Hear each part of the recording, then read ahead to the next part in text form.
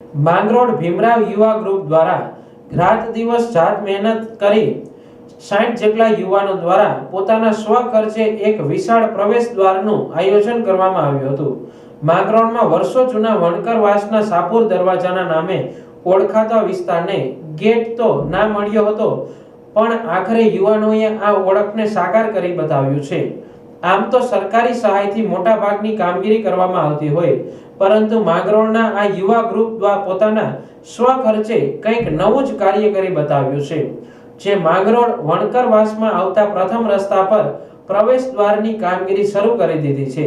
યુવાનો દ્વારા નવા બનાવને પ્રવેશ દ્વારને ડોક્ટર આંબેડકર નગર તરીકે ઓળખ આપવા રાત્રિના સમયે સખત 1 મહિનાથી મોડે સુધી એક પ્રેરણાદાયક કામગીરી કરી છે।